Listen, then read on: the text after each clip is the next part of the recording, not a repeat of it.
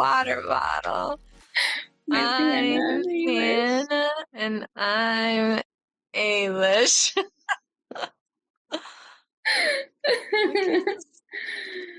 Oh, well, this is the first podcast of 2025. Yes. So we're back. I don't know. I was trying to think of what my theme of the year should be for 2025. Like a cute little rhyming saying. Yeah.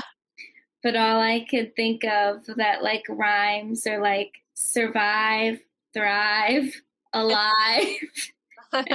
Which are not super positive. No.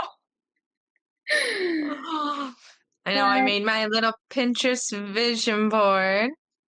Nice. So. What's the vibe? Well, and then I have a separate board that's 2025 vibes. Oh. Just some inspo. Where'd it go? The vibe is taking care of myself. That's not good. Showing up. It's too bright. I know. It's taking care of myself this year. That's good. It's deserved, Right. We let ourselves fall to the wayside too much. Or we don't feel like we deserve it.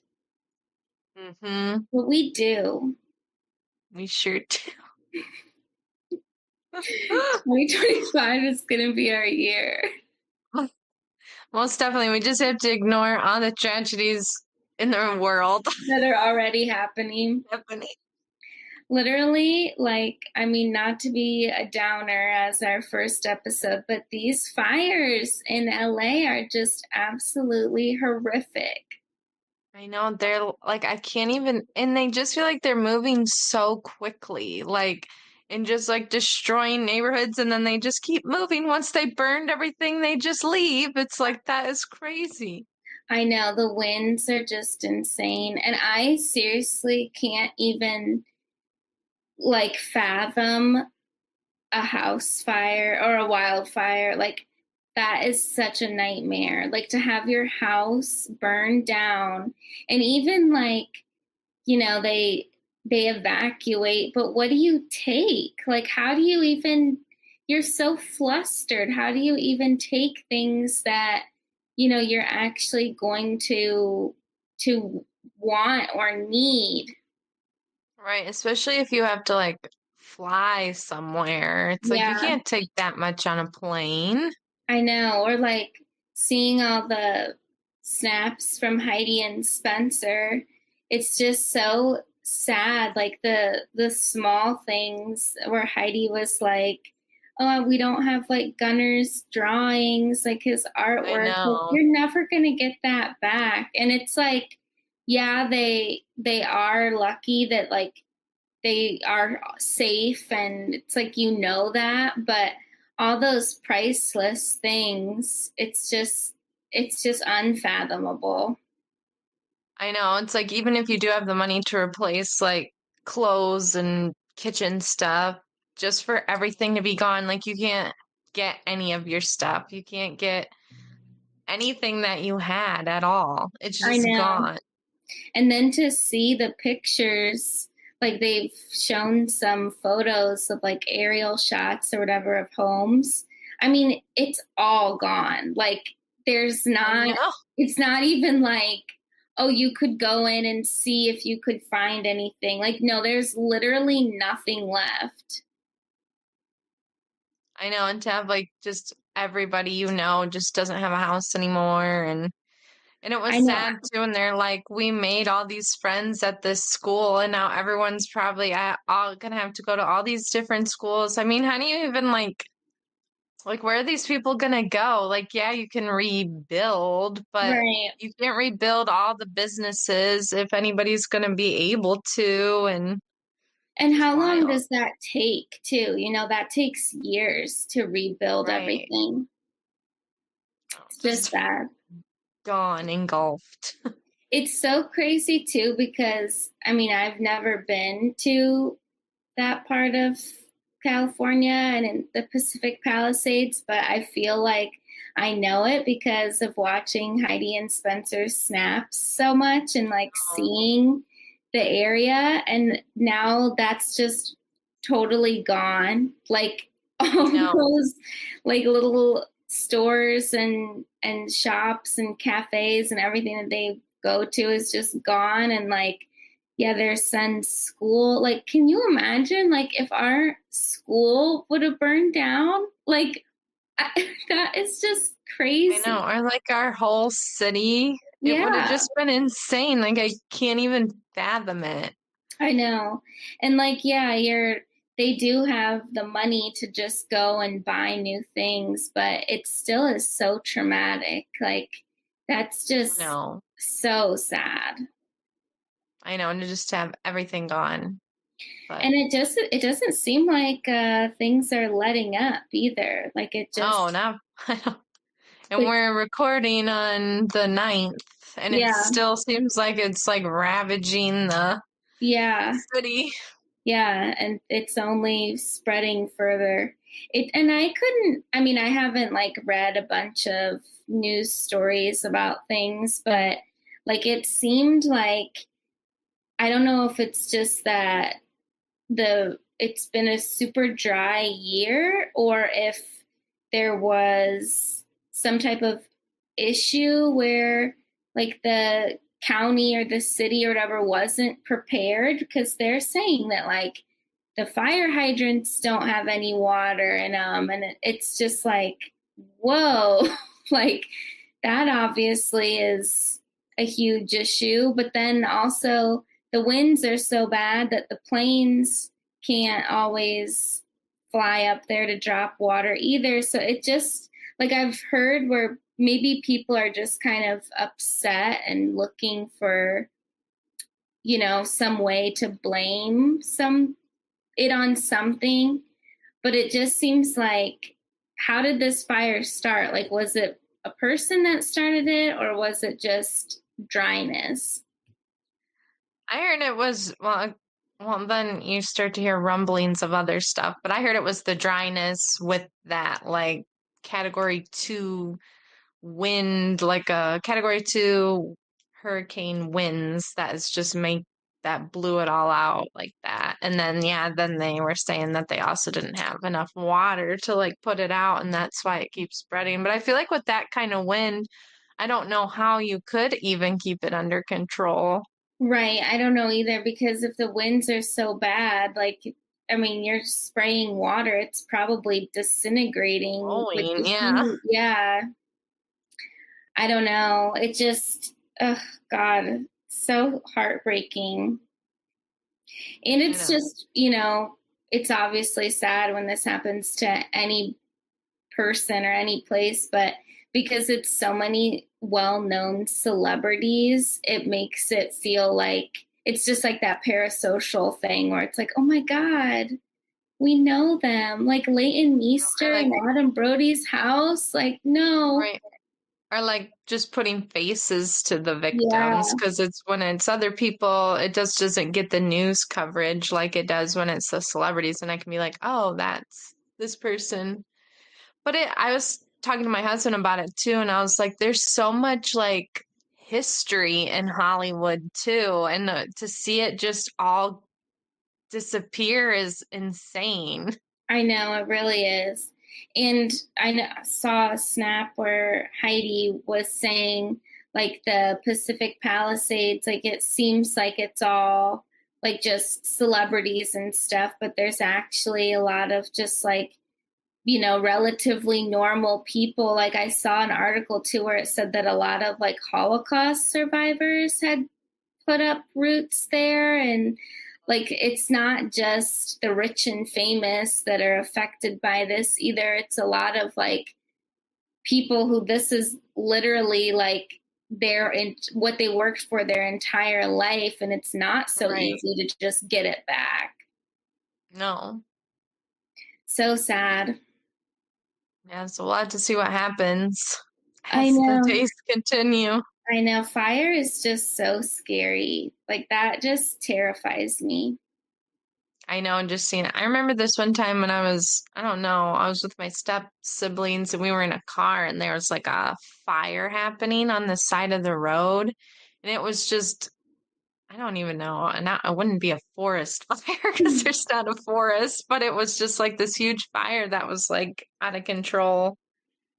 And it just seemed like the whole side of the road was on fire. I don't know. It was so freaky. I can't even imagine that times like a million and like Yeah. in hills and valleys and oh my gosh. I know, it just has a mind of its own. I know. But I guess to change the subject to something a little bit more lighthearted, speaking of Hollywood, the Golden Globes just happened this past weekend. And I think you did watch the whole thing, didn't you? Yeah, but I had it recorded so I was fast forwarding through stuff. Yeah, I didn't watch everything. And then I saw like, the list of winners and stuff and bits and pieces. But what did you think of Nikki Glaser? I thought it was fine. Yeah, like I Oh, saw, I don't know. Is it like, I just feel like I'm never going to be satisfied with a host. Like, well, it it's, just seemed like I just feel like she was very like didn't want to. I even think she said that like I don't want to ruffle feathers because I want to be able to do it again or have the opportunity to do it again. And it's just like, and the way everyone was in the audience like bracing for impact, I was like, oh my gosh. yeah, She didn't even go in on really anybody. well, and it's kind of just like an awkward thing too. Like, why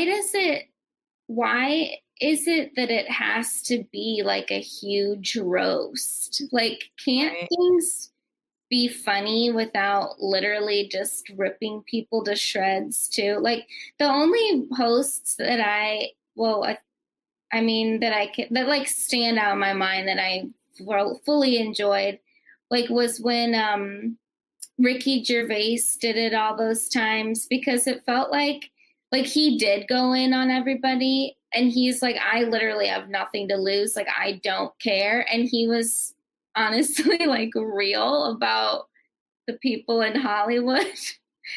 And Right. it just feels like with her, and I know that she's had a big year and she's been around for a while, but this is like her big come up, because did she have a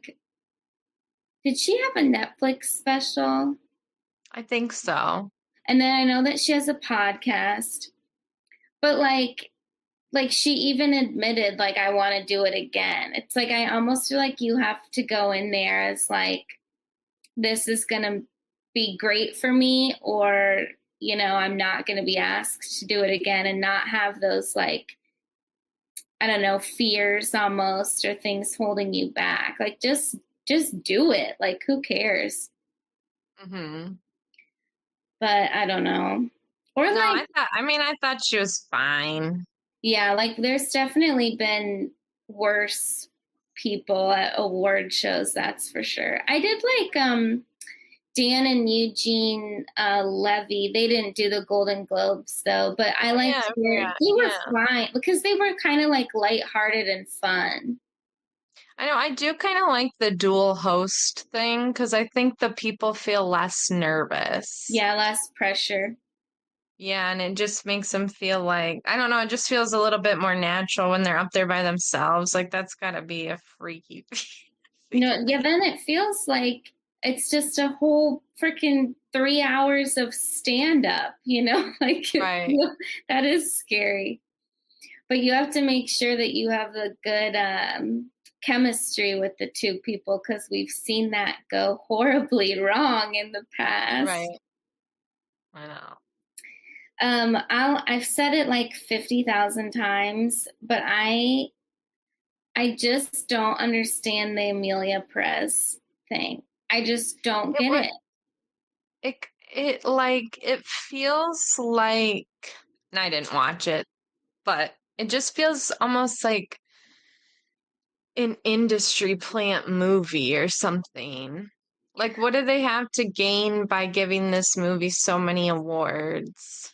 I know, because I mean, like, there was this episode of The Town, and they were talking about just the industry in general and like movies and stuff that are out right now. And they're like, some of these movies, and they weren't speaking specifically about Amelia Perez, but they're like, some of these movies, like in the past, even if it wasn't a movie that like was necessarily your genre, your favorite kind of movie, you could still understand why it was nominated and like appreciate it for that. But now it doesn't even like make sense, like what things are nominated for sometimes. Like, and that's the way I felt with this movie. And even with like, Kinds of Kindness or Poor Things, like we were kind of like, okay, like this isn't our favorite film, but like we do get how it's different and why that's exciting and something to be celebrated. But with Amelia Perez, I mean, I tried like 3 times to watch it and I could not get through it. Like it didn't make any sense to me. It wasn't good. And I'm not saying that the acting was bad. It's just like the whole plot of the movie to me was just so out of pocket. And the way it was a musical was bizarre.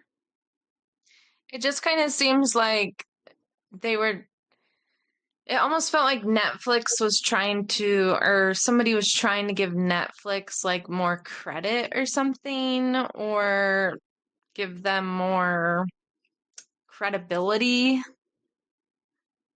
with the projects they have, because I don't know, but then I was like looking at the other, even though we maybe give The Substance too much credit, but I'm like, but don't we feel like that was a better movie? I mean, like, it just doesn't, like, I feel like it wasn't going to get any of the credit it deserved, even though Demi won or whatever, but it just didn't seem fair. It just felt like, like Netflix often isn't taken seriously with so many of the movies that it creates. And then when it gets big names like Zoe Saldana and Selena Gomez, I mean, that was who was really heavily pushing this movie, was those two, and they made it like, and I don't even know the other woman's name that was in it. Can you remember? No. Me either. But like, was she nominated for anything? I don't think she was. Actually, she may have been. But she was like, I mean, I don't know. I can't say because I couldn't finish the movie, but it just felt like it was kind of bizarre to me that like so much was put on Selena Gomez when the story was about like Zoe Saldana and the trans drug lord. And I don't know what was that. I think that was Amelia Perez, right? I think so. I don't even know when I like started the movie, but it's just weird that like it's like they wanted the focus to be on Selena because Selena is obviously a big name, and so that's helping the movie. But like, right. I don't know. It just, I don't know. And I haven't watched all the other like movies that are in every category and stuff either, but I just can't understand that one. I did watch Conclave because I think that's on Hulu or something. It was definitely like a slower movie, and you had to be paying attention. It was good, but I wasn't like super excited about it. I thought it was going to be kind of they kind of labeled it as a thriller, and I really didn't think it was that way at all, or like suspenseful, and it really wasn't. But I also enjoy movies that are about kind of secrets within the Catholic Church because, that's our background, and maybe other people wouldn't enjoy those as much, or maybe it's the opposite. People that have our background with the church would hate those movies because they think they're like blasphemous or whatever, but I did think it was fine.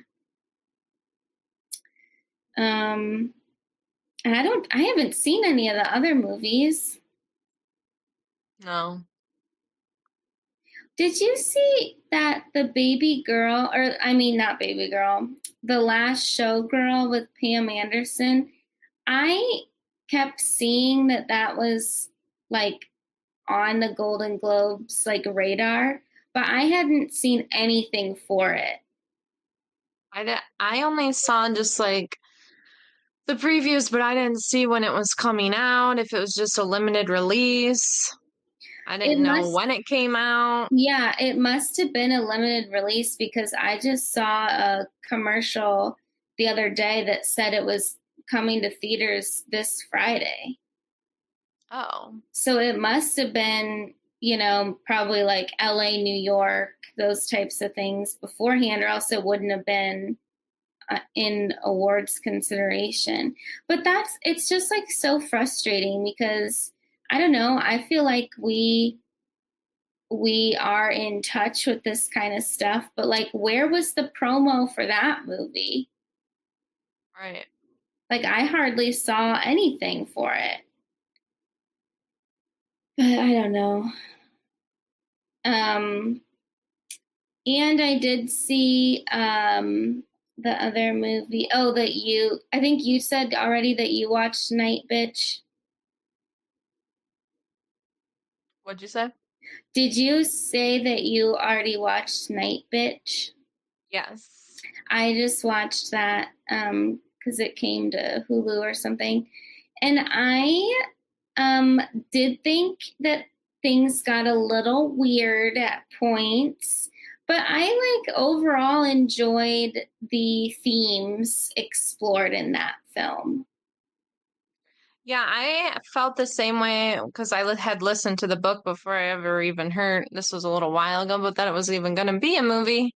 And I felt pretty much the same exact way as I felt about the book. Like I loved like the concept of it and the actual character Night Bitch. I thought she was really good, but there's like a lot of, I don't want to say boring parts, but like kind of like boring parts. And I felt like the movie kind of had some of those too. But I loved the character.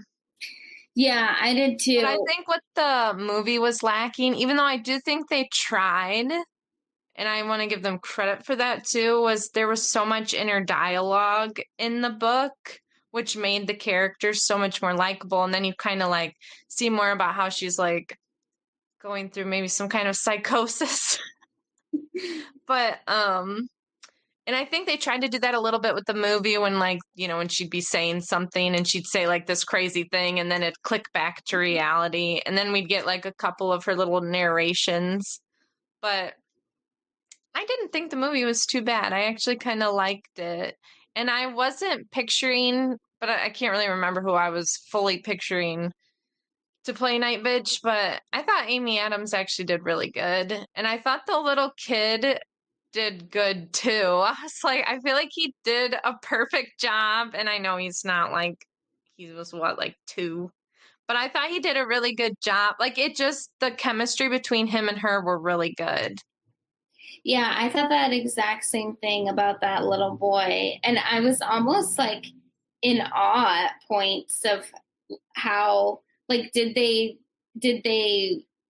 teach him to say this stuff, or were they just rolling with it? I know. I'm like, is this the kid just acting like that? Because he'd be like, no, I want. And it was just so perfect. I'm like, man, I hope that kid can.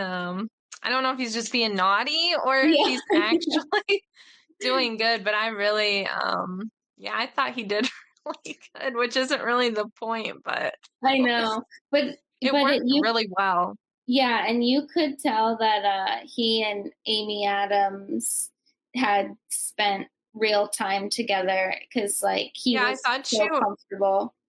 I know, and she was really loving towards him, and like it almost looked like some of it was like they were probably just like keep going, and like Yeah, she was being loving and like talking to him and stuff, and I thought that was really believable. yeah, it made it real.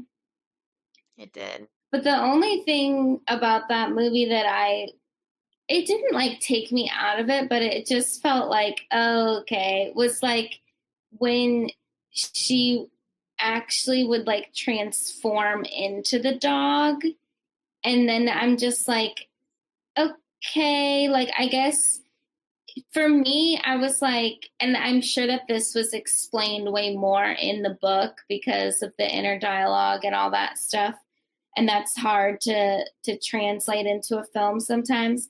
But it just felt like I don't know, like I don't know if it's stupid, but I was like, are we supposed to be under the impression that this is really happening and she really is transforming into this dog, or is this all psychological and she's just like kind of having a bit of a break, or like what is it? Like I couldn't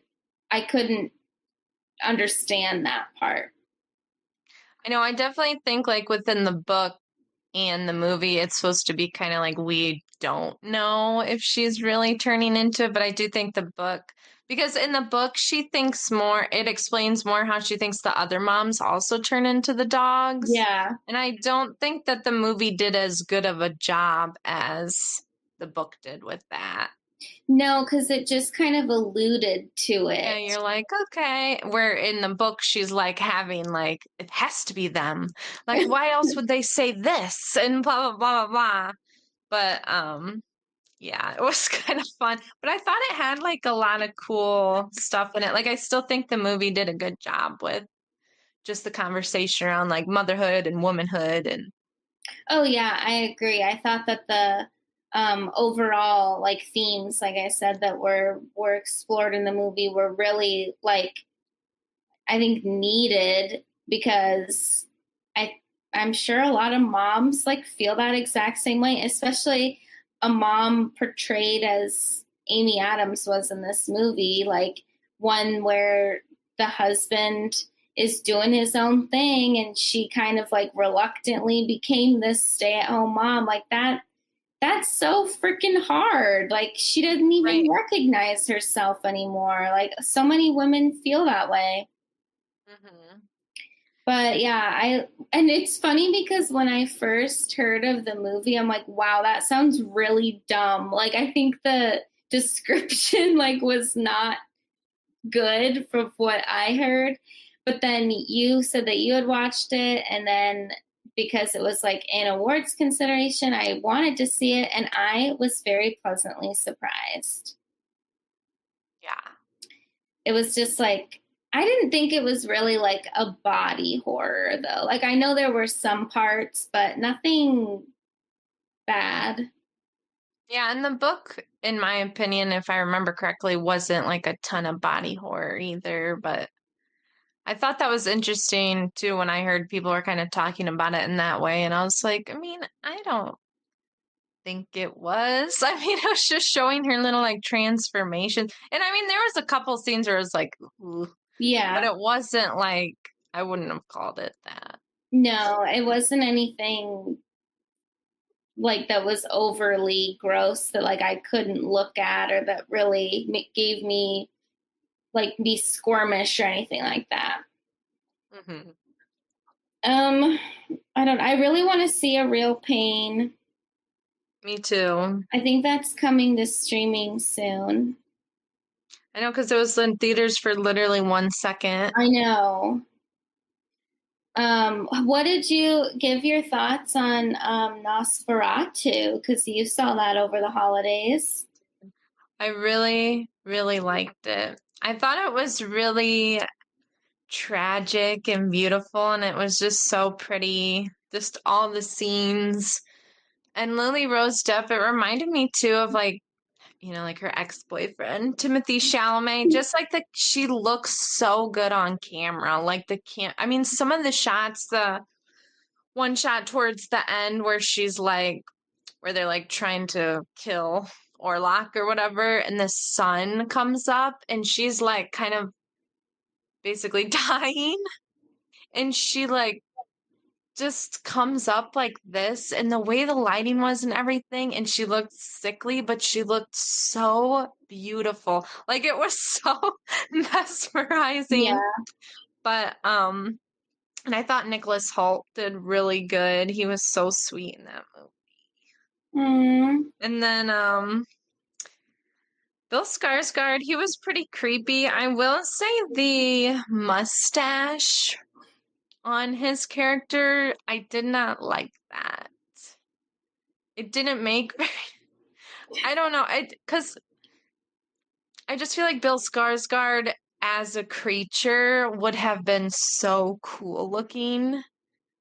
And it wasn't just like a mustache, it was like a mustache. Full on. Like a full huge mustache. But I was listening to a couple podcasts and they were talking about it. And because, you know, like vampire movies are typically very like sexy and stuff. And they were kind of, I've just seen a lot of commentary of people being like, well, when it was finally like the sex scene, which is him actually killing her, it should have been more tension and more blah, blah, blah. And I'm like, no, he's like assaulting her. She doesn't actually want to do this. And I thought it did a really good job of making you feel that, like that uncomfortableness, that knowing she does not actually want to do this. Well, not every vampire movie is Twilight. Right? Like, not exactly. This isn't Edward Cullen. Yeah. It was just, I just thought that was so weird, and I thought it made it just so much more tragic and sad, and it didn't romanticize this like evil person for her. And I thought it, because her husband is Nicholas Holt's character's name was Thomas, and there's this one part where, because do you know much about the story? Not really. It's so when she's a child, she like feels super alone, so she's like calling out to something, and Orlok is the one who hears her, and he basically like assaults her. And then as she gets old, and so she's always been like haunted by him, but then when she gets married, it kind of goes away, but then he decides he wants to come back and claim her, so they trick her husband into going away so he can get to her, but then he gets away from him, and so then he basically is coming for Ellen, who's Lily Rose Depp, but he brings like the plague with him. So basically all this bad stuff is happening to all these people, and they have to like defeat him. And so she ends up sacrificing herself. Okay. And that's what ends everything. So, but there's like a part 2 where she'll get like possessed by him. And so she was doing a really good job of being really freaky. Like, it was pretty good. But then her and Thomas, there's like a part where she's like, just leave me alone, or like stay away from me, I'm unclean. And she's like, just leave me. And he's like, I'll never leave you. And it was just so romantic. And I definitely think this is one of those movies that I'm going to like the more and more I watch it, because there's just so much beauty to it. And it is like a Christmas movie. Like there's part where they have like the old Christmas tree, and it's like around the holidays. And so I'm like, I would definitely watch it again. And I think I'll just like it more and more as I watch it. And then Aaron Taylor Johnson was in it. I heard people saying that he like plays this wealthy friend, so it's like a whole side thing. And I heard a lot of people say they thought his acting wasn't very good in it, but I thought he did a good job of playing kind of like a pompous like guy. I don't know. I thought he was totally fine in it. I mean, could somebody else have done it? Maybe, but I don't know. I thought he did fine. I saw a interview with Lily Rose Depp where she was talking about how her acting coach encouraged her to do like dream work, where she will write down like what she needs to still figure out about like a character or a scene or something, and then like put it under her pillow and then go to sleep. And then she said it doesn't happen like every time, but sometimes she'll have a dream about that will give her the answers to her question, or if she'll have like a dream that at first it seems completely like off the wall, like this doesn't make sense, it ends up like revealing itself to how it is the answer to what she was asking for about her character. And I just felt like that was such a Lily Rose Depp thing to do. I know. She did so good, I thought, in this. I'd love to see her in some more stuff. And I know she's been in a few things. I didn't watch The Idol or anything. Yeah. And the only thing I've ever seen her in was when she was like a kid. It was like some Kevin Smith movie where it was like his daughter and then her. And I can't really remember what it was. They were like fighting people. Like I feel like it was like a dark comedy type thing or horror comedy. I think she seems like she really takes this seriously and that she wants to be like an actress, and she really like devotes herself to her roles. And even though she's a Nepo baby, like she doesn't, take that for granted. Like she actually really, really wants to be in this industry because she likes it. I know. Yeah, she did. I mean, she did so good. And I know like Anya Taylor-Joy. Yeah. Like wanted to call her Anya Taylor-Johnson. I know she was like the original thing. And I think she would have been cool in it too. But I just feel like Lily Rose Depp just did such a good job of like capturing that innocence and that haunted. I mean, she just did like just such cool body work in this, and it was just awesome. She impressed me. It's exciting to see what else she'll do from here. It's kind of cool. I know because, well, first of all, she's so young. Yeah. It like surprises me how young she is, but I just like that's kind of like like we were saying, the Nepo baby I want to see that like is really taking it seriously and like doing it, and it just feels like she's committed to the craft. Yeah, and I'd love to she's see her willing in to some more go stuff. all in. Yeah, she felt like a movie star. Like I felt like because I know there's been a lot of talk too. It's like we're just hiring the same people all the time, and like there's no movie stars anymore. And she felt like one to me. That's good. Yeah, so I'm excited. I know, like she really felt like I want to see her and like Mia Goth just really get used. Yeah, right? Like they don't get used enough. I know, so I loved it. A movie that I watched that's not in awards consideration, but I watched it on the plane, was that movie The Watchers with Dakota Fanning. Yeah. And I saw so many ads for this movie on Snapchat. It was like unbelievable. That's the only way I knew about this film, I think. But it was like nothing like it was presented, in my opinion. Like I was completely surprised by the premise of this film. And I think that it could have been done differently.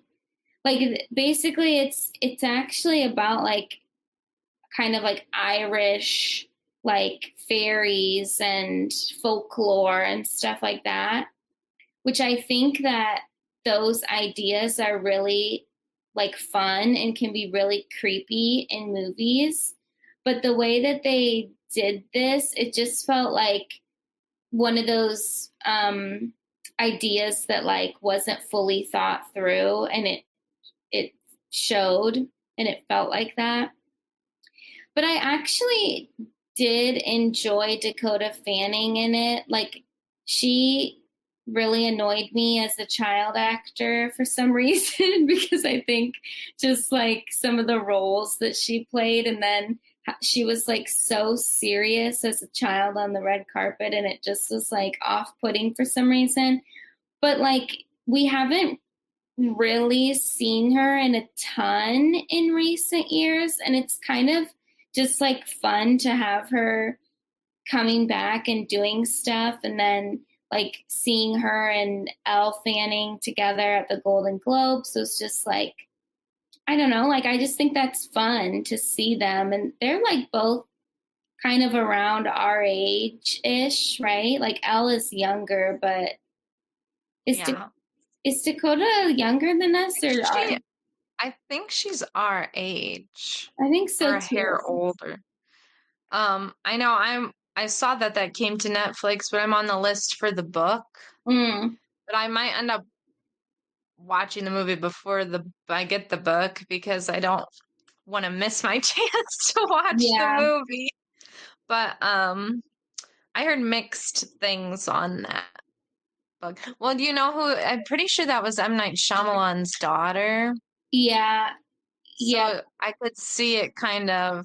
I wonder if he was more involved. Well, it definitely fell right in line with other M. Night Shyamalan movies where, you know, the things seem good and then it's kind of rushed in the last 20 minutes. It's very Ryan Murphy-esque. Yes. Mm-hmm. But yeah, I just thought, and like, I wouldn't say that her acting was like unbelievable just because I didn't think that the dialogue that she was given was the best ever. But like I said, I thought it was just kind of fun to see her in this type of role. It's something kind of different. And I wonder if she's going to keep going into like those kind of thriller, horror-esque movies. No, I've been enjoying seeing them out too. I know, because I feel like she really kind of went more of like these, like she'd pop up in these really indie things that weren't really like out there at all. When she used to do like the blockbusters, basically. I know. Or those high profile things. And then it seemed like she maybe went to college or something and then was like more low key when she came back. But I really enjoy her, and I really enjoy Elle Fanning. I think she seems so sweet and like fun and friendly, and she's been doing some pretty like fun stuff. Like what was that one thing she was doing? It was like that period piece. Oh yeah, Nicholas Hoult. that was the show. Yeah. Yeah, and that seemed like fun, and yeah, I didn't watch it, but I didn't watch the whole thing, but I watched that. Cool. She was good in it. Yeah. And it was kind of unhinged. Yeah. I love seeing, like, to me, she's so striking with that super pale skin. Like, I kind of love it. Like, I feel like not that many people have that pale of skin, and it's just kind of fun to see it, like, on the red carpet. Like, I thought she looked really good at the Golden Globes. I did too. And it just was like, I mean, I thought Dakota looked pretty good too, but it was just like Elle was like this. Well, with her fair hair, and I don't know, her face it almost has that more like Victorian look to it too, and it makes it just feel, I don't know, she just has a different air about her.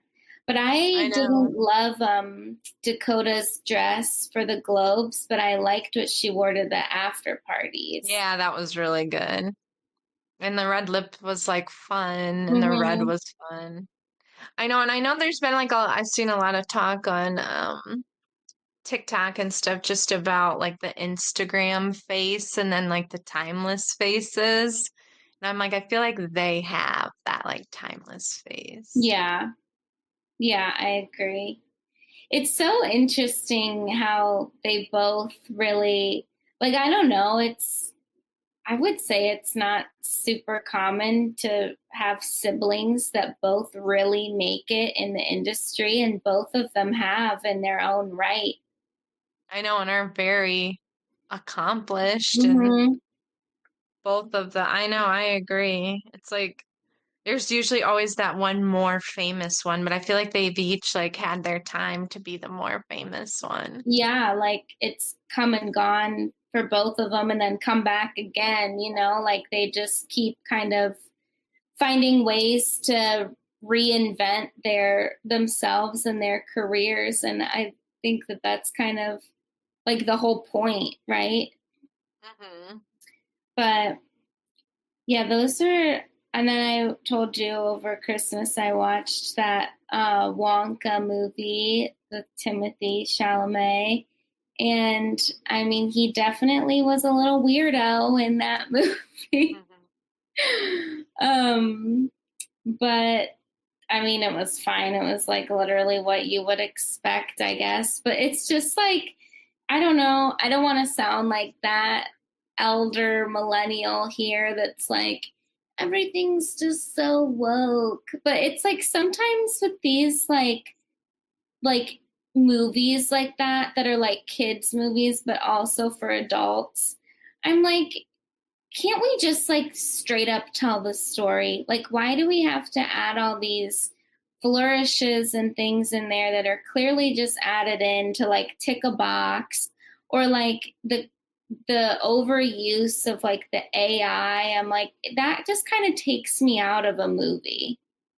Yeah, where it's too or just yeah, I don't like enjoy that overcorrecting either. It's like, Yeah. okay, yes, it was made, however many years ago, and it was a different time, and just making this story like, let's fix everything the first one did that was wrong. It's just kind of boring. Yeah. It's like, just come up with a Just like, completely okay, different movie. right. Yeah. But I also, just speaking of Timothy Chalamet, we were blessed with some footage of he and Kylie together at the Globes, Yep. which was really fun. And I thought Kylie looked really pretty. And I thought that the joke about Timothy Chalamet's mustache was funny. I know. I thought it was funny too. And I thought he took it good too. Yeah. I saw, just thinking about that, I saw an interview. I can't remember who it was with, but it was with him. And the guy interviewing was like, "So, do people in your life like the mustache?" And he was like, "Yeah." And the guy's like, What does that mean?" He's like, "Well, I mean, they say that they do." And he's like, "Do you not believe them?" And he's like, "Well, I mean, they say that they like it, so I guess I'm gonna just believe that they do." I'm like, I don't know if they really do.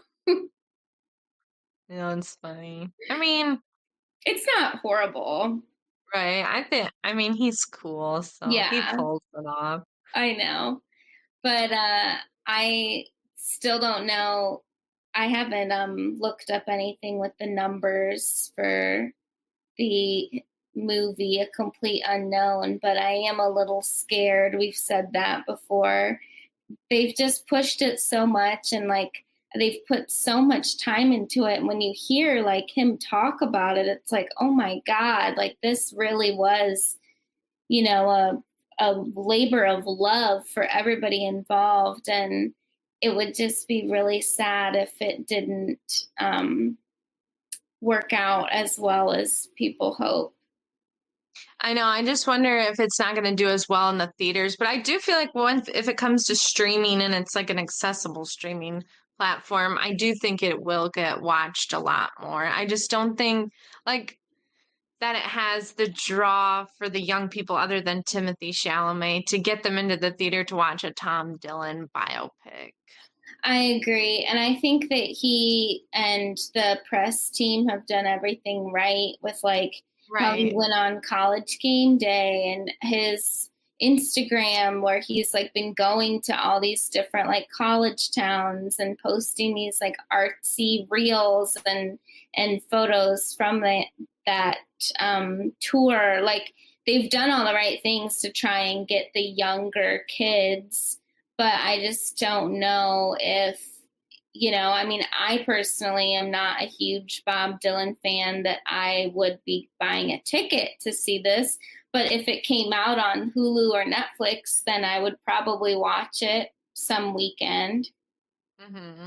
I know, and I just feel like all the other movies that it came out with have more of a draw for, especially like the Sonic movie. It's like that's where everyone's taking their kids. Like their little kids, and then Mufasa came out, and Nosferatu came out, and then Baby Girl. Like I feel like Yeah.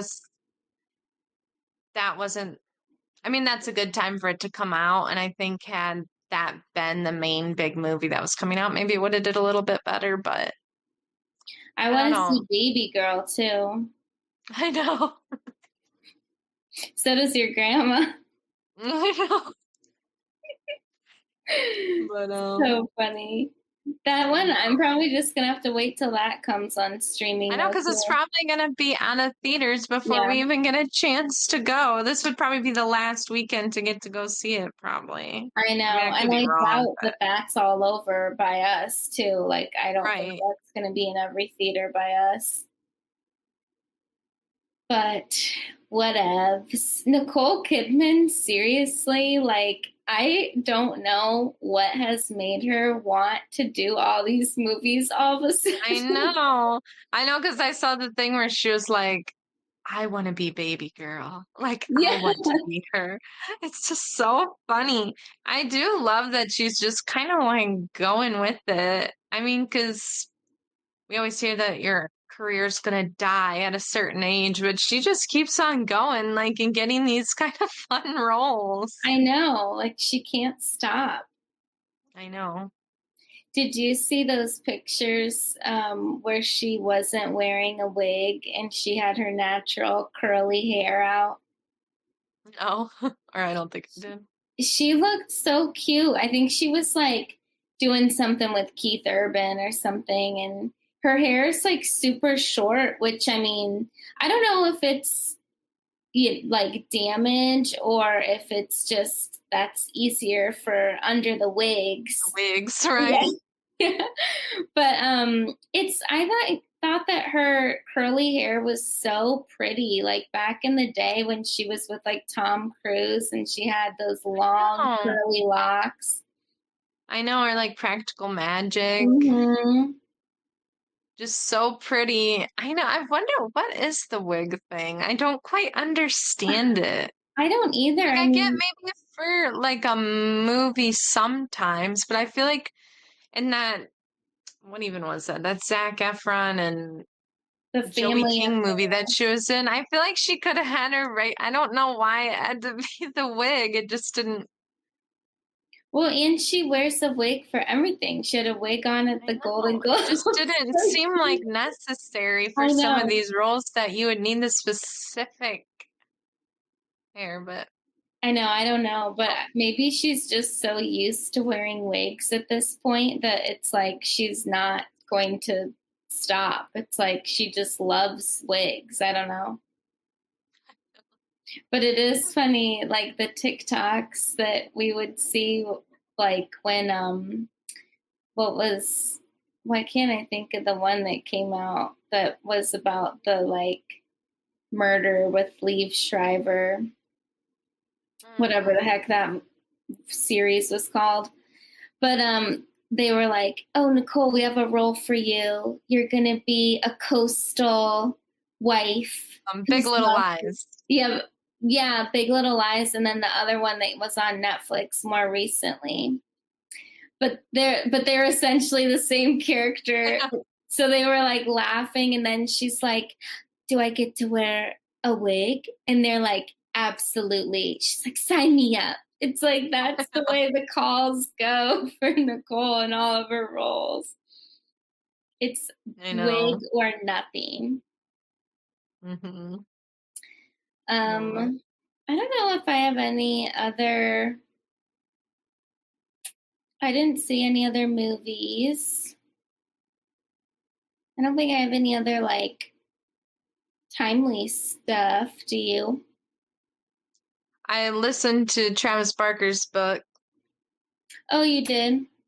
I did. I will say, not that Shayna Moakler is, you know, in the right all the time, but I do get why she's getting a little creeped out sometimes with some of the stuff that Travis does with new partners. Really? Yeah, just like the obsession with The Nightmare Before Christmas. That was literally what their wedding theme Yeah. was. Yeah. So I'm like, yeah, I mean I could see why she'd get a little weirded out with some of the stuff he does now. But and I can also, and I'm not defending her because she should be mad at him, not the other women. But I get why she is like Paris Hilton stole my man, or Lindsay Lohan stole my man, or the Kardashians ruined my marriage, because they would be like kind of getting back together, and then he would like go to these other women, and I'm like, well, everybody's acting like she's so delusioned to think that, but he really was like kind of messing with her head a little bit. Not that they should have been together, but Right. it's like she isn't just saying that out of nowhere. I think that because he's kind of so like quiet about stuff, Yeah, like he doesn't like trash talk yeah, her or anybody else, but that it it makes makes her her come off seem weird. crazy. Yeah. It does, and like petty and stuff, but I'm like, Mhm. no, I like get kind of where she's coming from, and it was kind of like in his words, that was my interpretation of it, but it was, I don't know. So I kind of understood that, and I also thought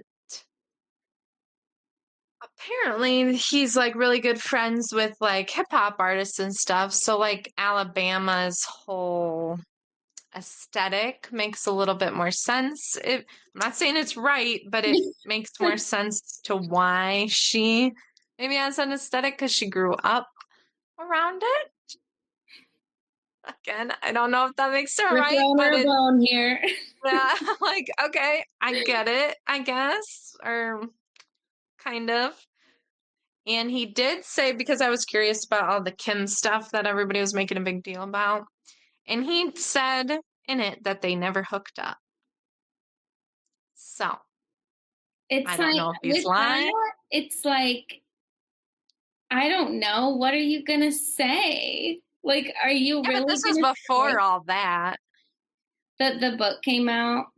Yeah, this was before he was ever with Courtney or anything. But he did say that they did not hook up, but that he thought she was hot. Even when he was with Paris Hilton, he noticed her. And of course, he said the whole or closet organizer thing that everybody said Mhm. back then when they started to become famous.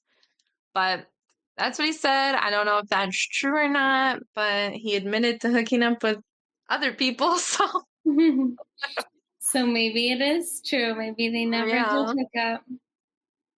so don't know about that. But he talked about the plane crash, which, do you know much about the plane crash other than, I mean, I like remember it. yeah, I remember when it happened too, but basically he said that he pretty much had this like intuition his whole life that he was like gonna get in a plane crash, which I think is kind of crazy. And he said, which I think that's crazy in general, when some people it seems like they can predict their deaths. And I Yeah, wonder it's like creepy. what that is, because that really freaks me out because I don't have any prediction for my death. I know. What does So that I mean? gonna come out of nowhere. But anyway, he said that day, because he was going flying to Atlanta, he said his kids were upset that he was leaving. Like, it was just this whole weird thing where his kids kept getting upset, and then Alabama was like, the roof's gonna come off, the roof's gonna come off. And he's like, I don't know what you're talking about. And then Shayna was supposed to go with him, and then she pulled out, and she was like, actually, I'm gonna stay with the kids just in case something happens. Like, just weirdly said that. And then they were leaving, I think, a show, and he wanted to stay and party basically. But then his friend, little Chris, who was his assistant for a really long time, and then this other friend, Shay, and then DJ AM, and they were like, no, let's go back. And he's like, fine, we'll go back, but we have to find like a plane. So then they got the private plane. And then he said when they got on it, he took his shoes off, and he never takes his shoes off in planes, but that ends up being a big deal later. But he said they like were, and then there's two pilots, and he basically said it took a long time for it to get going. And then when it did, they would like go up and then slam back down. And like he said, he could like look out the window because he was right by the emergency exit and see the ground and like knew it was coming. And it just kept doing that. And then it finally like fully crashed and stopped moving. Oh my God. I know. And then it was like a fire. So it was him. And then I think DJ AM was next to him, but like across the row. And then the other two guys were in front of him. And he went to like put his hands forward to the guys in front of him because he couldn't see anything. And his hands caught on fire. So him and DJ AM bust out the door, and they stepped on a wing, and the wing had the jet fuel all over it. And so because he didn't have his shoes on, he basically went up in flames, and he was like running and just kept running, and he was like taking his clothes off because he thought that would stop the fire, but it didn't. And then DJ AM, he could hear him like on the phone. He's like, I don't know what to do. He's on fire. And he just kept running, and they got to a road, and there was this guy, or he could hear a voice from somebody, and they kept telling him to stop, drop, and roll. And he's like, I wouldn't do it because it wasn't clicking. And then finally stopped, dropped, and rolled. And he said he just felt like he was rolling forever, but his legs wouldn't go out. So then DJ AM like took off his shirt and was like patting down this fire, and it took him a long time to get his legs off. Oh my God. I know, and then he got burned a little bit, but not obviously nearly as bad, but he got burnt putting him out. And then they finally took them to the hospital and everything, and he had to recover. But then that little Chris and that Che, and then the two pilots ended up passing away. But it was freaking wild. But basically DJ AM, and then he talked about that too, how they basically had, obviously survivor's guilt. And then he was talking about how DJ AM, or Adam, whatever you want to call him, was sober for a really long time. And then when he passed away, it was of the drug overdose. But he said he was acting kind of funny, and he'd say stuff like, at least you have the kids. I don't have anything. I just have my cat. And he's like, no, man, like, you're okay. And he would do all this stuff with like other plane crash survivors, like Adam would. But then he ended up going to New York, and he didn't tell anybody about it. And then that's when he passed away from the drug overdose. And he's like, I don't know if he did that on purpose or not. He's like, I still don't know, obviously, but it's just pretty wild. I know. He had like a really amazing recovery. Like, I know. You just would look at him. I mean, not that I have like, personally seen his whole body, but from what we see, it doesn't even look like he got burned. I know he doesn't. Really. No, I don't think so. And he said at one point they were talking about maybe having to amputate his foot because he didn't have like enough skin, but then they were able to save it or whatever. And I was like, geez, because they had to do so many skin grafts. Yeah. And it just seemed like his legs just got annihilated, but that's so awful. Wait, I know, it's pretty. Was Nicole Richie, she was dating DJ AM at the time of the plane crash? No, was that before? I don't think so. I think, they were engaged before that. Before it all happened. I believe so.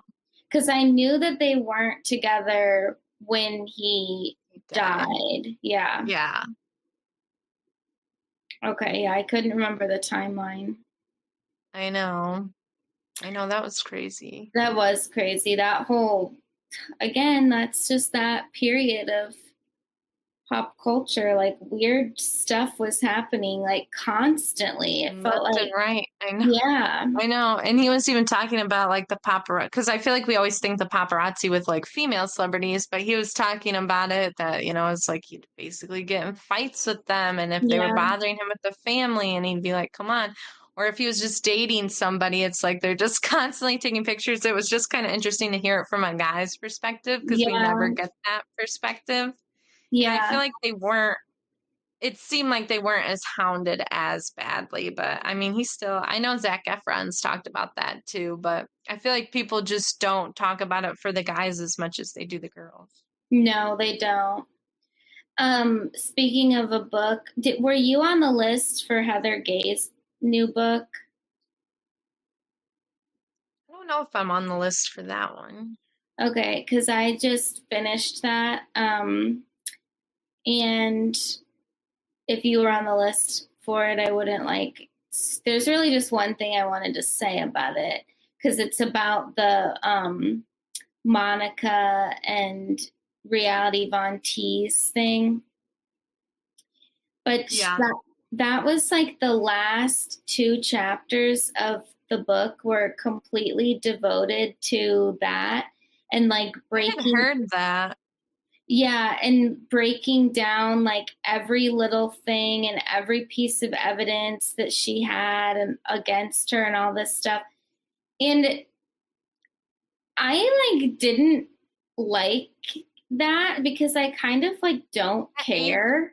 Yeah, that kind of ages the book, and I wonder if because I feel like she was writing that book for a while, and it almost seems like maybe she added that before it was, like if Yeah, it was even supposed to originally be in this book.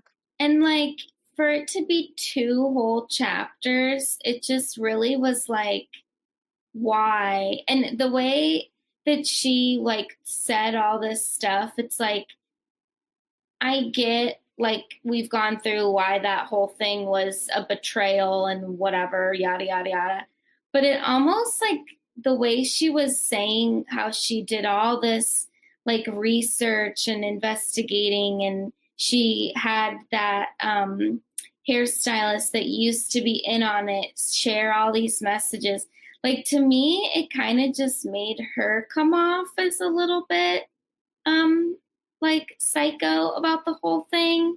Like Right. you were proven right. Like I didn't need to listen to like 30 minutes of you explain every single solitary thing or how this girl is like such a horrible person. Like it doesn't matter anymore. Like Right. it just was weird. Like because I enjoyed everything else in the book, and then it got to that, and I was kind of surprised that it was as much time of the book or like as big of a section of the book as it was. Mm-hmm. And for Yeah, that to be the end of it, I was like, okay, that's a weird way to wrap things up. I know. I almost feel like that could have been an interview, maybe. Yeah. It said all that. Right. Or like if she wanted to do a chapter just about like housewives stuff, put it Right. in there. But it was just it felt just like, I don't know, like okay, you're doing now the same type of stuff that you were mad at her for doing. Like now you gathered all these, like she had all the texts and all these like messages that hairstylist had sent her, and she was like reading them in like a crazed Monica voice, and it just felt really like, okay, but like none of this was actually like directed towards you, so it's weird that you have it all and now you're reading it to us. I know. It just seems like if you were going to have your book and somebody randomly picked it up, they would have no idea what you're talking about. No, they And you're wouldn't. spending that much time on it. It's like you can't just assume. I mean, I guess you can assume that mostly your fans are going to read something, but I wouldn't if I was going into writing a book about something. Like I'd Well, want anybody to be able to pick it up and know what's going on. totally. Like I would rather not be pigeonholed into just like Bravo fans. I would want Right. anybody. Cause like, yeah, if I didn't know that whole situation, like, yeah, she explained it, but I'd be like, who cares? Like, this is, You know, you're like, I don't get it. yeah. But I do like, I think that Heather is always like, well, I mean, I guess from what we know, she seems to be very transparent in her books and some of the stories that she tells. Like, even in this one, I'm like, oh my God, I would not be sharing that. Like, I'd be so humiliated. No. But it's just kind of, it was like sad because she did talk more about her marriage, and it was the marriage just, it was like doomed from the very beginning, and she knew it. And it's just so sad that, like, you know, she felt like she had to stay in that, and not only just stay in it, but have like 3 kids, which obviously she like loves her children and stuff, but it's just like, Right. you know, she could have potentially, if divorce wasn't such a big deal for that community, then like maybe she could have gotten a divorce and then had 3 kids with another guy who was actually a super supportive, loving husband that she deserved. And it's just sad when you hear about like people in bad marriages and they know that it's bad and they just can't get out. Mm-hmm. But I also like hearing stuff about the Mormon religion. I find it I interesting. know. It is very fascinating. It's like, it's weird because just being like raised as Catholic, like it's different from Catholicism, but like a lot of the, like, I would say like core values are similar, but the way that they're like, I guess ingrained into you are different. Like, Yeah, or it's almost like, I guess maybe Catholicism feels like it still has been able to modernize a little bit, where the yeah, Mormon stuff feels like still very old school, traditional. yeah. And I mean, I guess there are some of those like uber Catholics out there that are very, you know, like By the very book. Christian and stuff like that, and they fully follow the Bible to its T and whatever. But just like, I think the majority of the Christians or Catholics out there don't have it as extreme as the Mormons I do. know. And I think even just the way we talk about Mormons in like pop culture and like media is so, it always feels like they're like this alien being Yeah, that does all this crazy stuff. And then when you kind of like see like a Heather Gay, you're like, oh no, they're like still normal people. mm-hmm. It's like we're never presented them in that way, especially like even that, I didn't watch it, but that Secret Secret Life Lives. Mormon. Yeah, where Yeah, it's like they almost made it like joke yeah, mockery thing. yeah, I don't know if they really did or not, but the way it was presented to us was kind of like that. yeah, And I don't know, it's just fascinating the way we talk about it. We almost talk about it in the way of like Scientology, where it's like, oh, those scary people over there, or mm-hmm. those cult people over there. I know. The cult that's hidden in blind sight or plain sight. Right.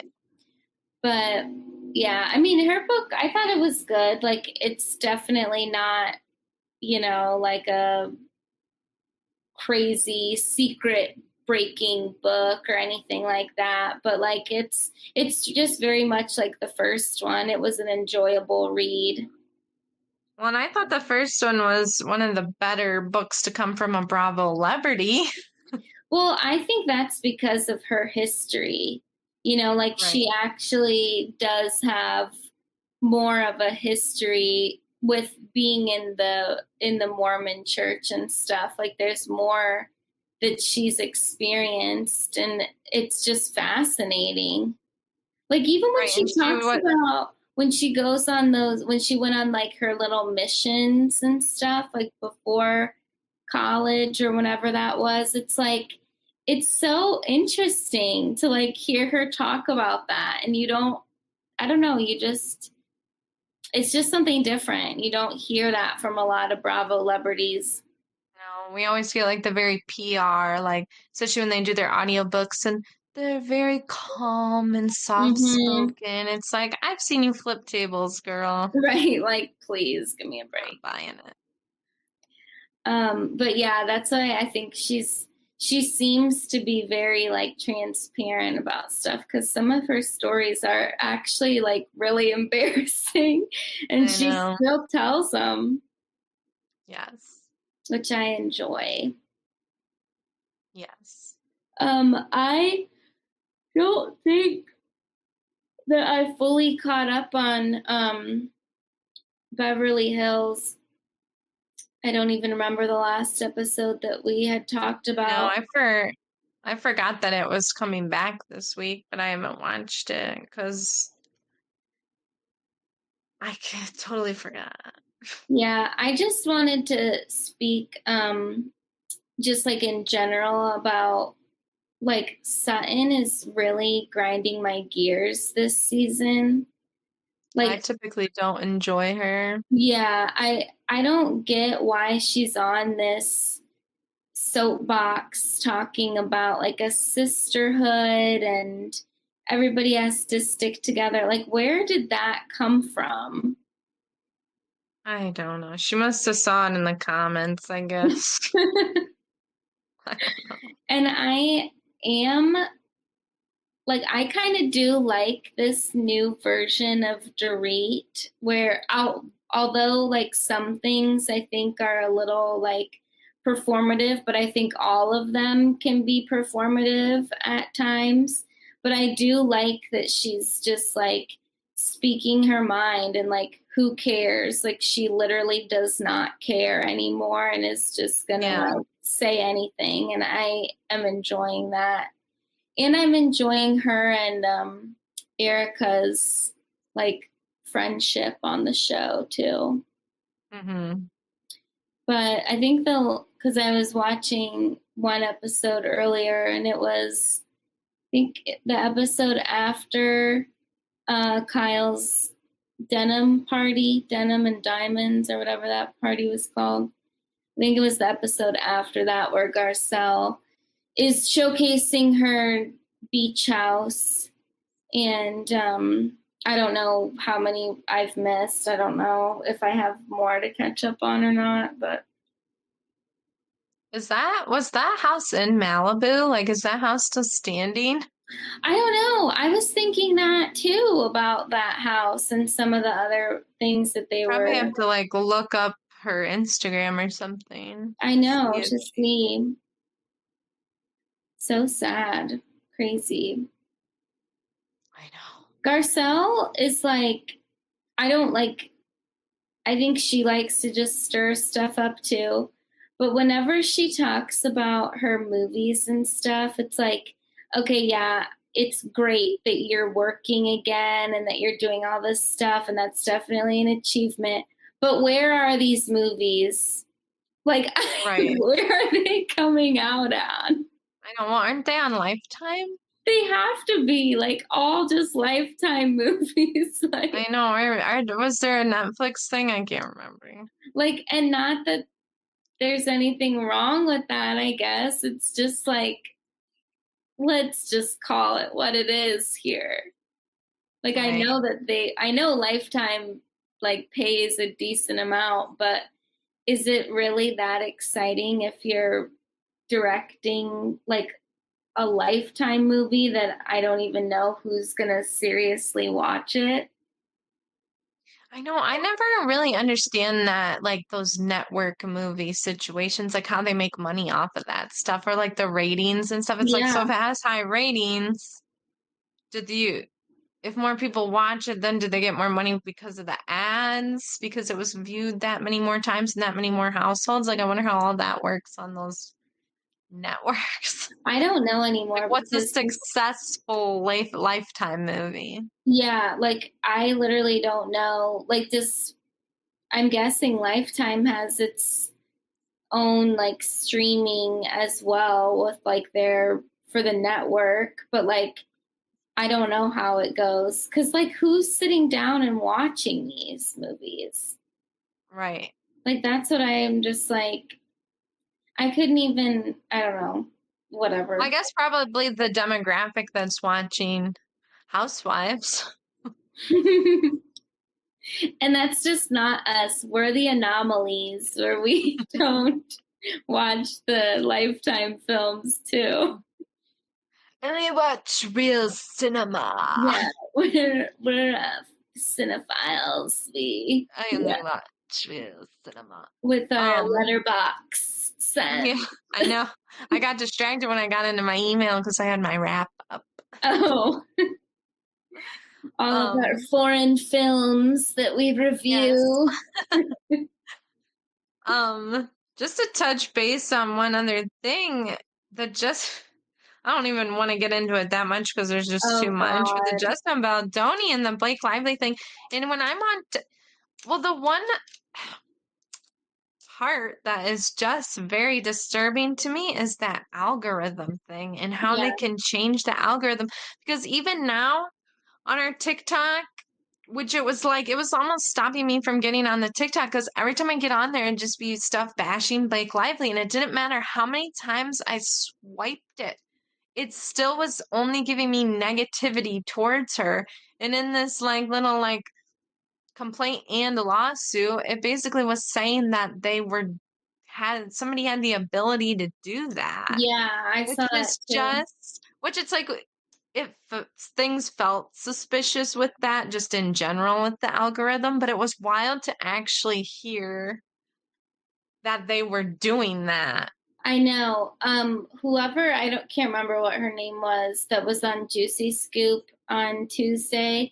She broke down a ton of stuff with both of the complaints and the lawsuits that are being put forth, like his against the New York Times and then Blake's.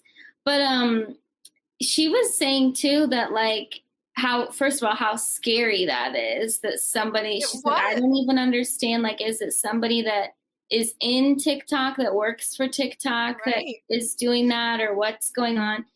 And then also that so many of the things that he put in his complaint and lawsuit against the New York Times were about Ryan Reynolds and all these things that had nothing to do with the New York Times. It was just to throw everything in there. And and she was saying, she's like, these messages that are put out between him and this team are so damning.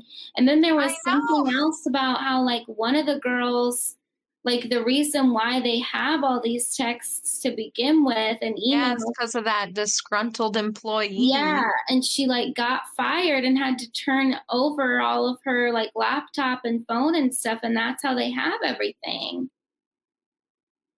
And then there's some other layer where he's also being sued by one of the PR people for because he went outside of his PR thing.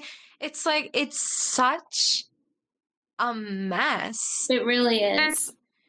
It's almost like losing the plot a little bit. I don't know. And I know people still are mad at Blake Lively and see, but when I was reading, because it was happening right over the holidays, but when I was seeing the stuff that he was putting out there in his version of everything, I'm I thought they corroborated what Blake Lively was saying. I didn't really feel I don't feel like he proved that she was lying. Well, nothing that he said has been, I didn't do that. He hasn't said that. And the part I keep going back to is why did he hire this PR thing in the first place if he didn't think she was going to come out with stuff? Right. Why do people not get that? And again, because of what the algorithm is pushing, is just negativity towards her. But it's how do people not think that that is suspicious? And even with the text message that he put out between him and her, I felt like she was being kind of passive aggressive, like she didn't want to be talking to him, like, okay, whatever. Like it felt like she was Yeah. trying to like I even felt like that from him. Like you could tell there was tension. Tension.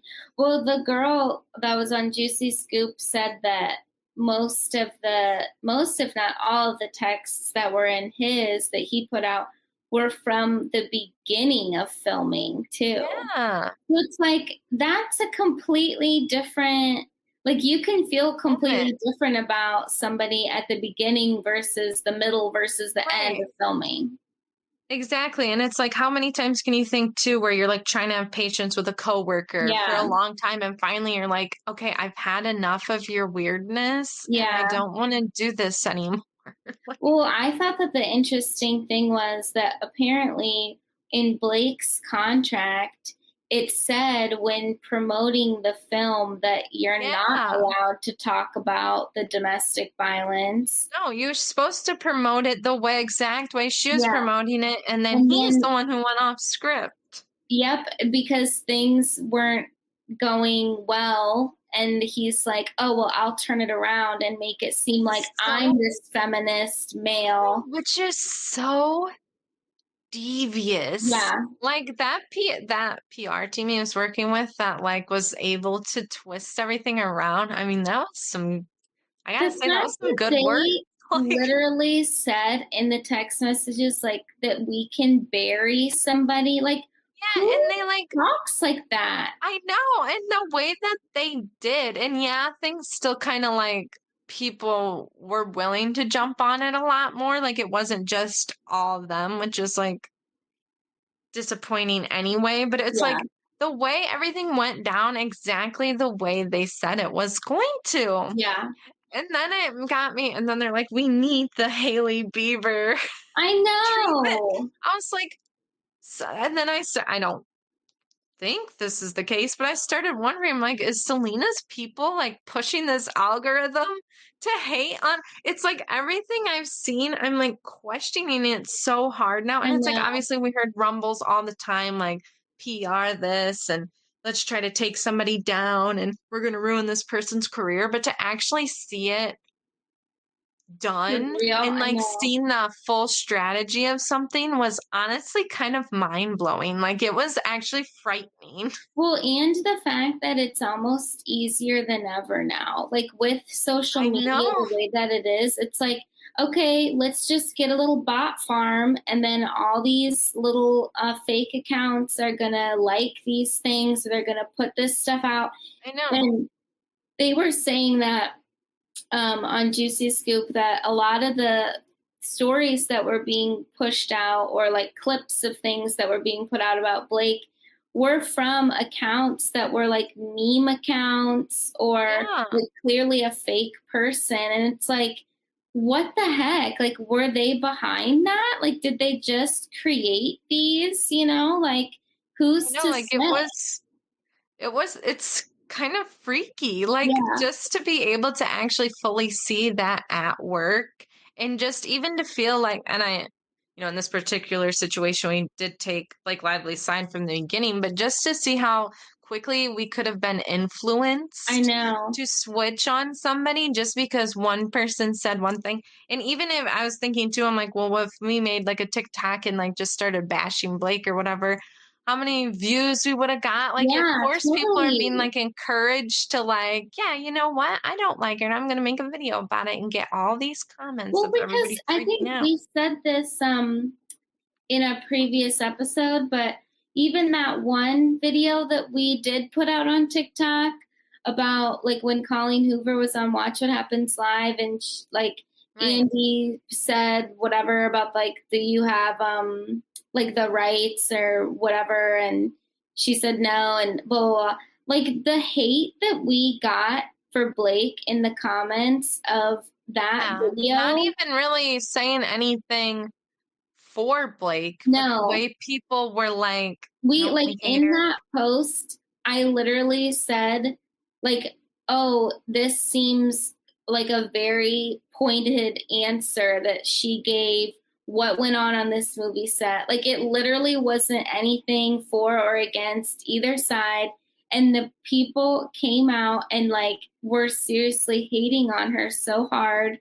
And we even had to like put in another comment, not that it like did anything, but we were like, okay, enough. Like, this was not the purpose of this post. But Right. it just makes you wonder now, like, who were these people? Like, how did they find our TikTok? Like, I know it was really insane. And then it made me even think on the other flip side of like people who like I'm trying to think of who would be a good example. I don't know.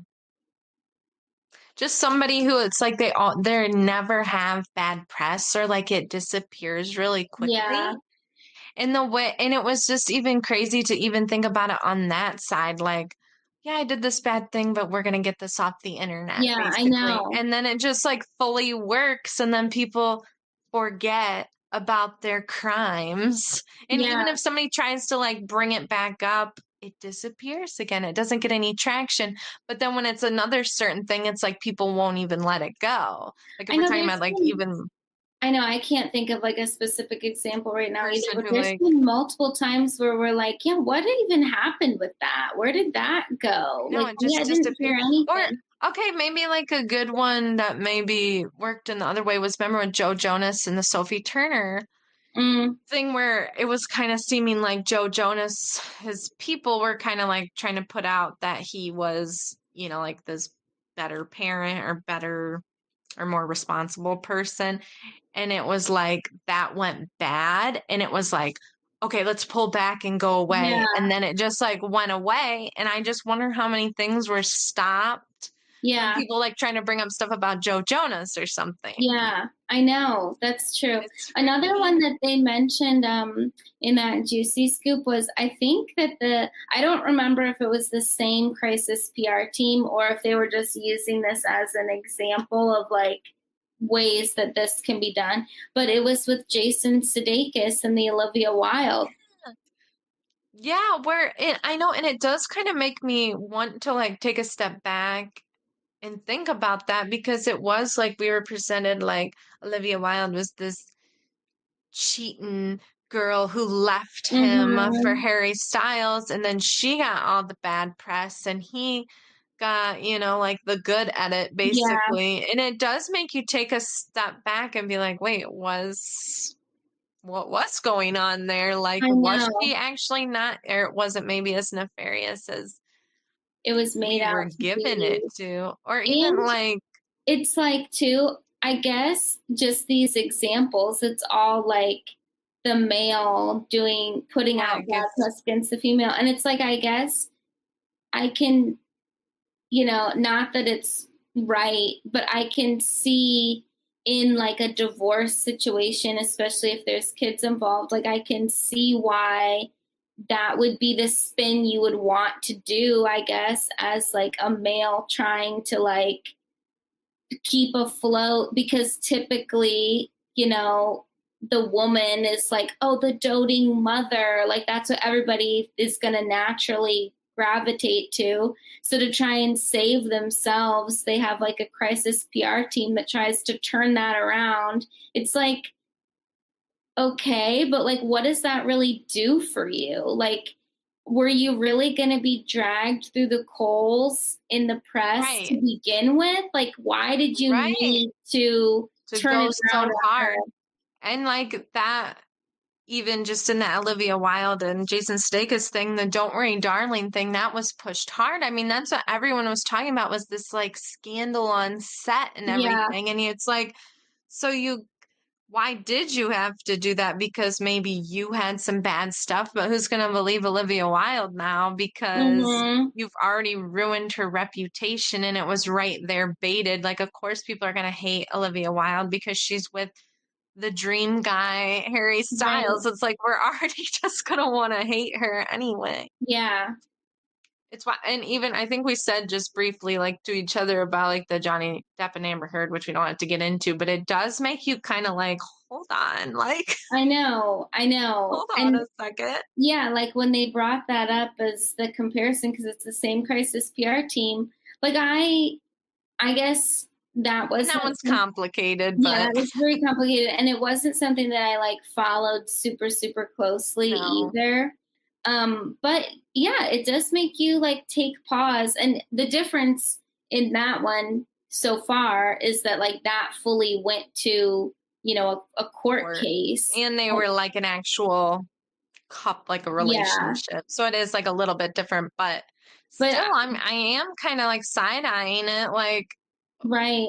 where I mean, is he just this superhero? Like, I know, I I don't don't know. know. And who knows if this is going to go to court too? Like this very Right. well could, like, and I don't know, like I'm glad that we um had the same feelings that we had from the beginning about Blake. And like I don't like the bandwagoning, even if somebody, like even if she was in the wrong. Like I just felt like the way people were literally just taking every opportunity to tear her down, like that was Yeah. horrible. Like nobody Bringing up deserves all this that. old stuff. I know. Yeah. And it just was so out of nowhere. And to think like when you sign on to this movie, after you probably had a terrible experience on set, you're still putting out this movie and doing your job, and then everyone just completely turns on you. Like it's I know.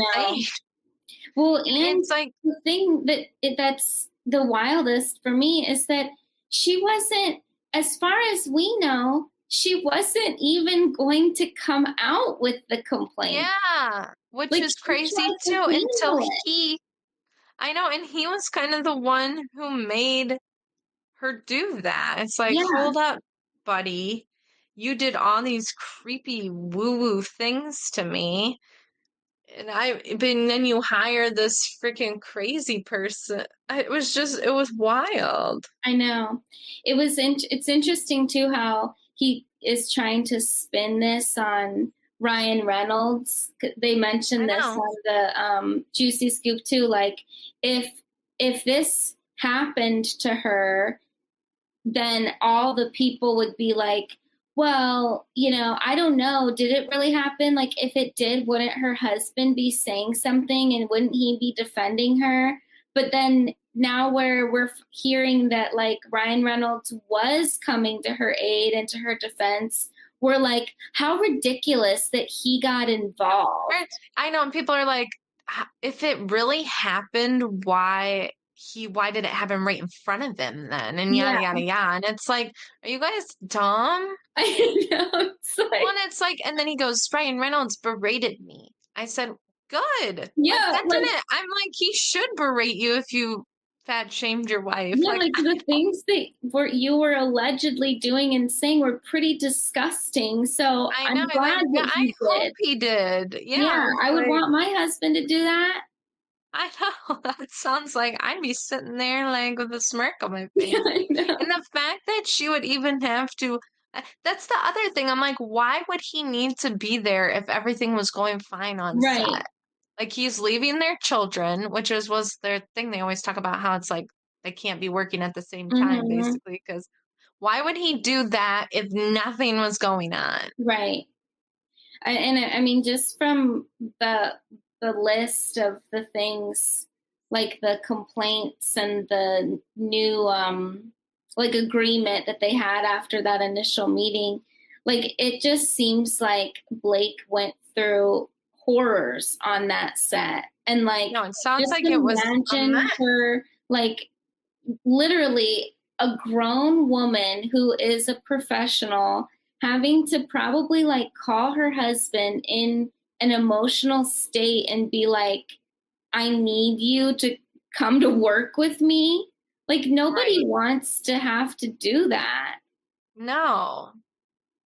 So it's It's just like just, it's just insane. The fact that he's making all these statements and a lawsuit against the newspaper, but like he's not saying I didn't act this way on I know, set. he didn't say anything about the passed away father thing. No, the He porn didn't say thing. Yeah, it's like he's not responding to, like, as far as I know, any of that stuff. So, So, but he does wanna bring up that he was allowed in there when she was pumping. yeah. I'm like, "You're freaking crazy." Well, and And how many times well, it's like, how many times have you not been that okay with something, but you've still let it happen? Even right, if or it's not, like, this intense thing. like we said too, was that at the beginning of filming? Yeah, it's like, Where "Fine, come in, maybe I'm just pumping." yeah, where maybe it was okay, but then when other weird things started You started just happening, barging in, it's like, yeah, "Well, I don't like you barging in. I It's okay if I invite you, but if I'm not inviting you, don't come right. in." And it's Ugh, like, I mean, I think both things are pretty intimate, but I do think that, like, if she's actually nursing her baby, like, I would feel, if I think I would feel less comfortable with, like, a coworker coming in to that than, like, me pumping, where I could, like, I don't know, probably conceal it more if I'm pumping. Whereas if it's my baby, I don't necessarily want to, like, conceal them for a whole work conversation. Like, right, and, like, pumping and being hooked up to a machine is completely different than that special time with you and your baby, like, that right, intimate time, that cuddling, that precious time, and it's like, even if you're not, like, that modest or anything, it's still that alone special time with you and your baby regardless. Like, it's two totally different things. Like, there's nothing intimate about pumping. right. Like, except for the fact that you're in a vulnerable position. Right. Yeah. I don't know. It just feels like he doesn't get it and he's not gonna let it go. And the fact that his, like, I'm a male feminist thing was all just a shtick and a ruse just is so It's disgusting. honest. I know. I'm honestly, that's another, there's like so many levels to all this that I'm like, if this man really is out here pretending, building a career off of this, yeah, a male ally thing is just sick. Like, that Yeah. is almost like you need to be in an institution if I you're know.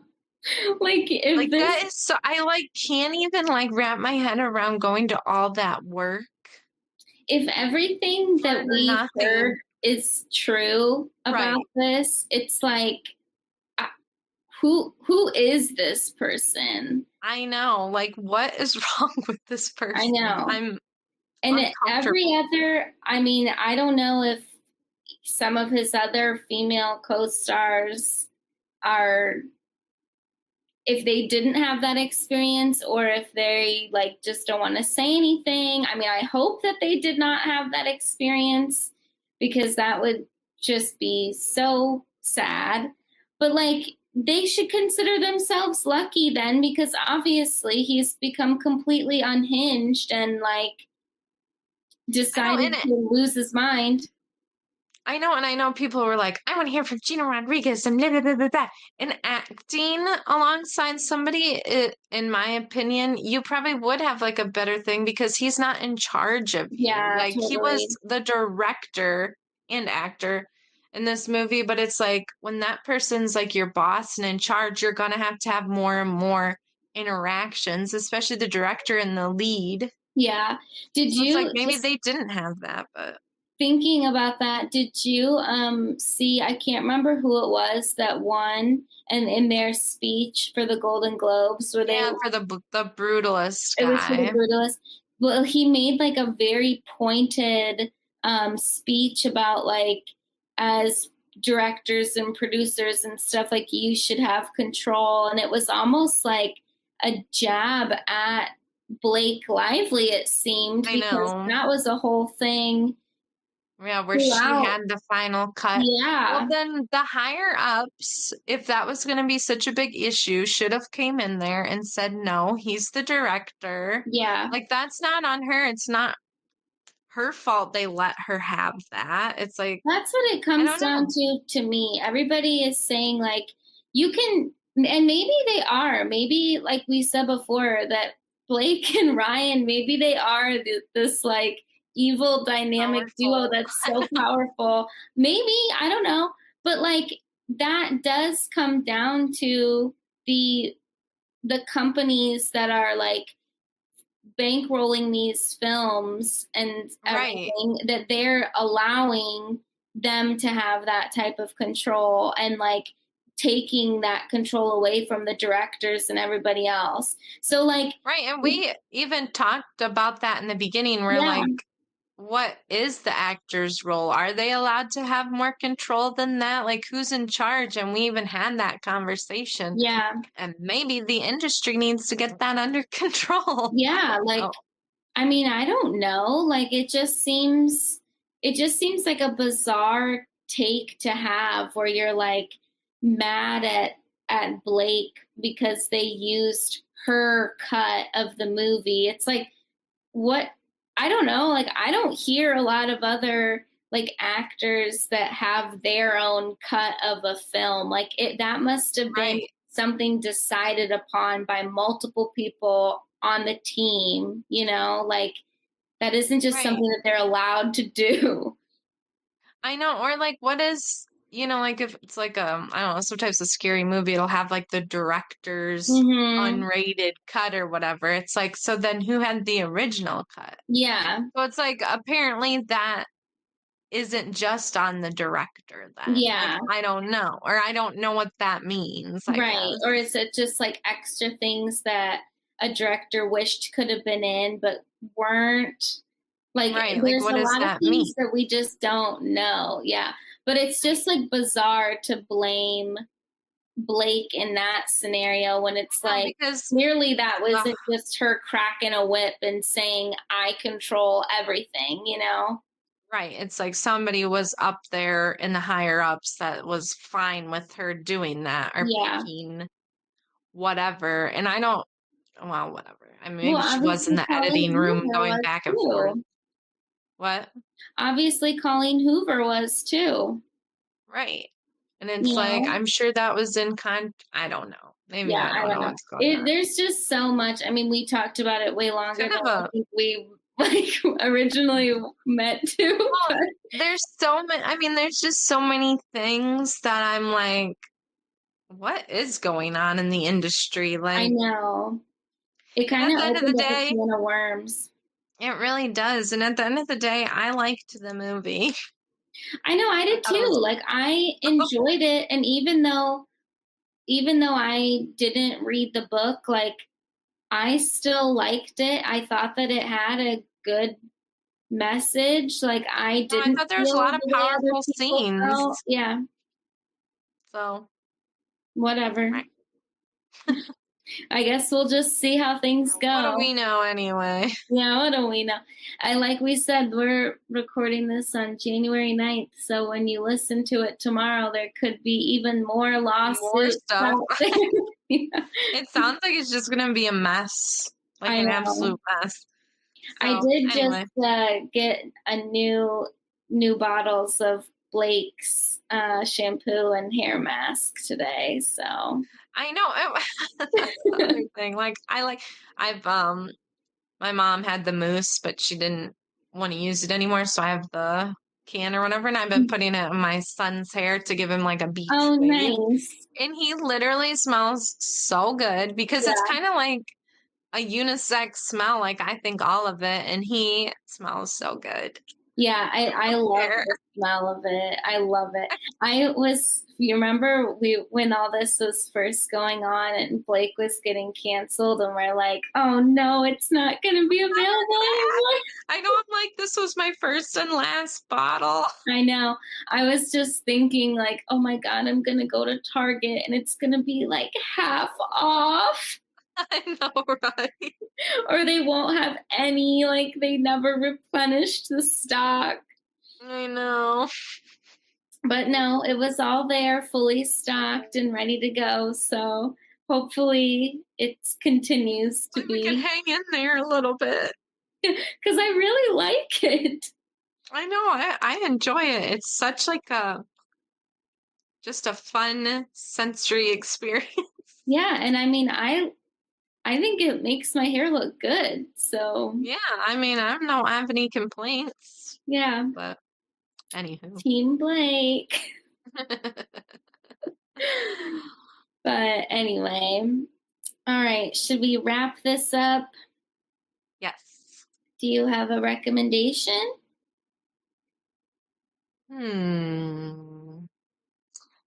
Make a vision board.